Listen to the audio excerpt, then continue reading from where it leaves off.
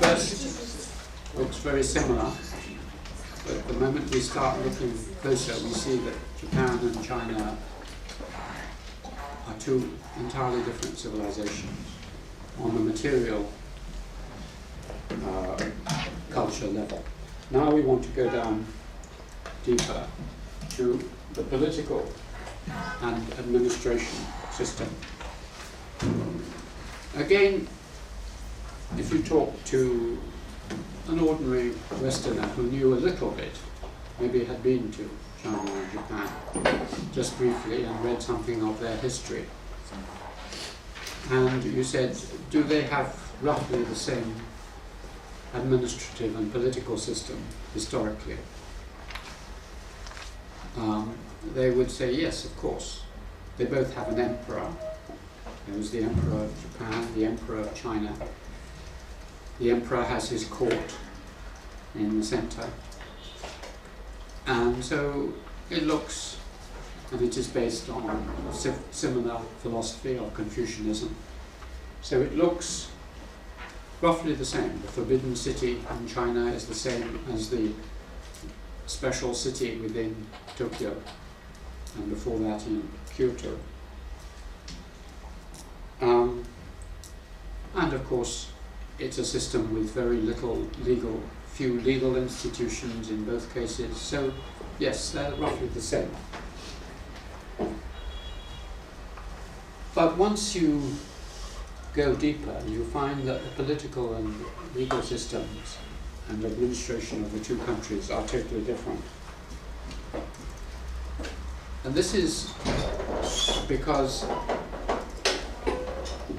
for a while, roughly between about the 8th century, that is 1200 years ago, and about the 12th century, for 300 years, China influenced Japan very much. They introduced tea, they introduced Confucianism, they introduced the administration system of China. They made their cities look like Chinese cities. Nara and Kyoto were like Chinese cities. So for 300 or 400 years, Japan looked as if it was going to become just a small version of China. But then around the 12th century, in other words, about 800 years ago, you have a period called the Kamakura period, based on the city of Kamakura, south of Tokyo, when they threw off their Chinese surface and they went back to an earlier system of Japan. This is what Japan does again and again. And here, instead of a centralized administrative bureaucratic system like the one I described this morning, the Japanese go back or forward to a special kind of feudal system, which is called a centralized feudal system. This is very unusual in history, this kind of political system. It's only found in two places on a large scale. One is in Japan, and the other is in England.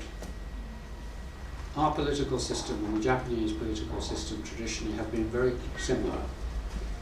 A centralized feudal system is one where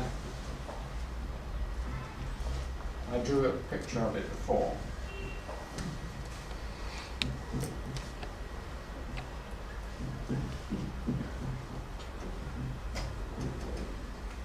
Something like that. Images. That's one photograph over there. Thank you.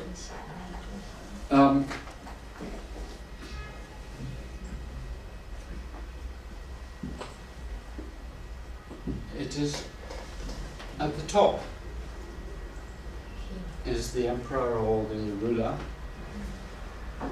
He has, in the case of England, he has certain very, very powerful big landowners lords, earls, counts, we have names for them, who he gives land to. In Japan, these are called daimyo. So you have a daimyo for a whole county or province of Japan. They then have their people to whom they give some land, who are called samurai. These are warriors. And then the samurai give this land down to the peasants and the villages. So, peasants.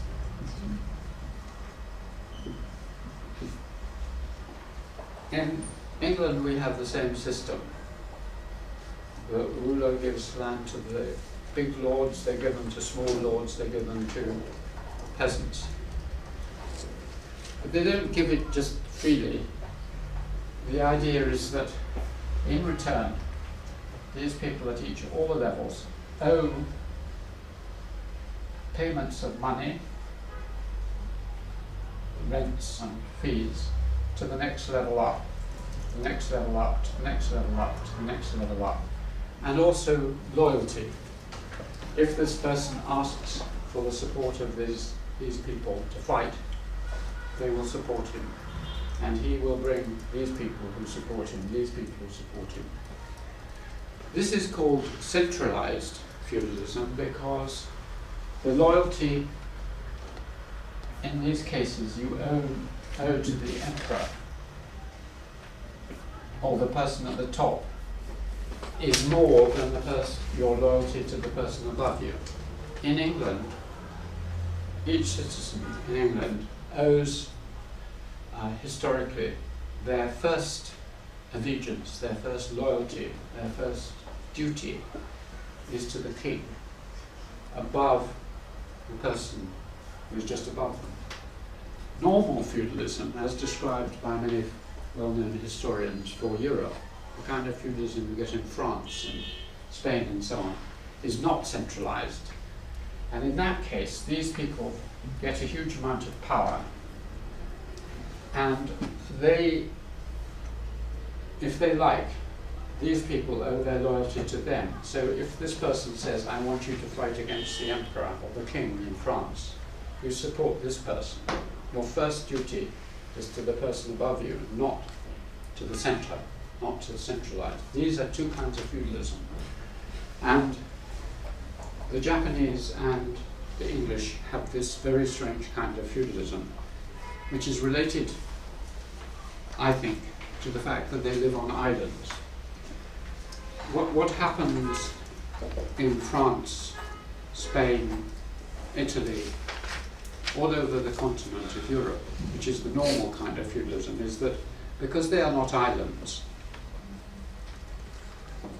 it is very difficult for the center to control the people below them. They have to give them a lot of power because the person below them, who say is living on the edge of a big country, he knows that he can, if necessary, he can go and join another country and fight against the king. And so he has a lot of independence of power. And therefore the king has to give down a lot of power and lose a lot of authority. So it's decentralized. Whereas if you're on an island, there is no danger. There's no one you can go and join. And so the center can be very much more powerful. So these two islands, big islands, have this kind of centralized administration.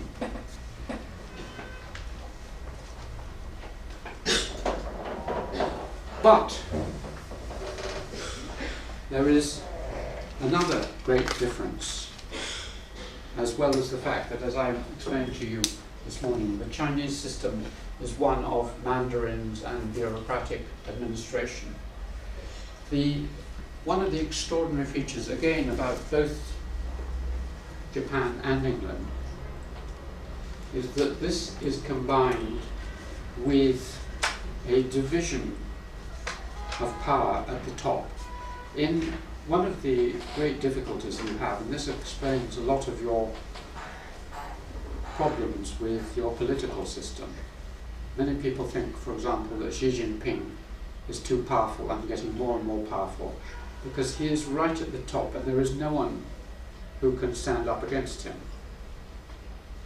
Jiang Zemin or others might do a little bit, but there is only one leader, there's one emperor, nothing else.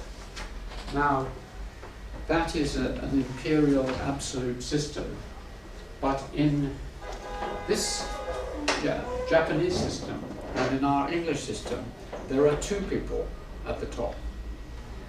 In Japan, there is the military ruler who is in charge. He is the, if you like in modern business terms, he is the CEO. He is the chief executive officer. He is the person who runs the army and runs everything. So he is the person who does stuff. In Japan there is the shogun who lives in Tokyo for 500, 600, 700 years.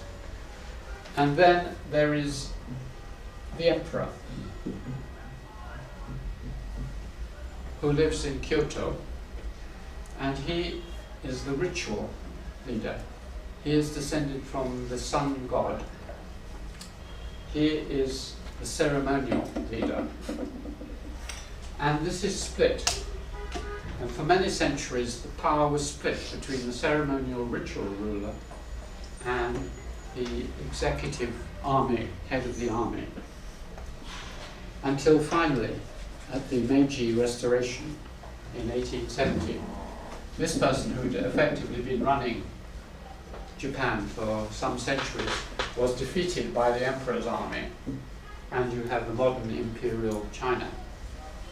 Now, it's the same with our government system in the West, in England. Not in the continent, but in England, certainly for the last 300 or 400 years, we have had the king, or the queen, here, who is the ceremonial leader, and we have Parliament, the House of Commons, and the House of Lords, and they run the country. So there is a balance between the two parts, and having that balance allows you to have a lot of freedom, which you don't have if you have just one person at the top of the system. This system, king here, parliament there, I'll come back to this when we talk about England and America. One of the tragedies that has happened in America, because they weren't quite able to take this system to America properly. The result is that Obama, the President of America, has to be the King of America and also the head of the executive branch. So you don't have the proper division of powers, and this is why they are in a terrible mess.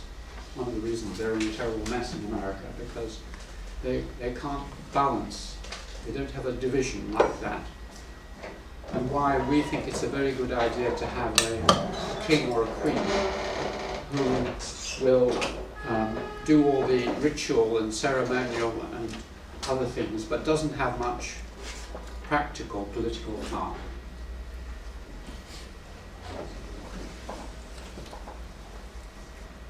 Again, when you examine the philosophy behind this system compared to the Chinese, as I mentioned this morning and we talked about it, although there are qualifications, the Chinese system, your main allegiance is going up through the system to your parents and then to the emperor. In the Japanese case, they are absolutely clear that your first allegiance is to the head of the system, the emperor. So there is no question that if the emperor says, kill your father, you kill your father. If your political superior might not be the emperor, it might be the daimyo, it might be the samurai. Whoever is above you politically can order you to do something against your family. Now, you may think this is not very important, and you wouldn't often get into a situation where you have to choose between killing your father and killing an emperor. But actually, that difference, underneath that difference, is a whole different world. What it means is that politics, power, comes before family in Japan. Your relations in Japan fundamentally are a matter of a contract, a decision, an artificial relationship with someone who is more powerful than you. That comes first. That is a world of contract and artificial political relations coming before a world of family sentiments. And one of the great theorists of modern civilizations, Sir Henry Maine, who was at my university, he said that the movement of progressive societies, the movement of progress to a modern world, is the movement from societies based on the family, what he calls status, that is birth. The movement from societies based on birth to societies based on contract, that is a decision you take when you become older and more mature. The movement from status to contract, and that is what has happened in Japan and in England. But historically, and only recently has it happened in China, the movement from status to contract. Which takes us on to the family systems.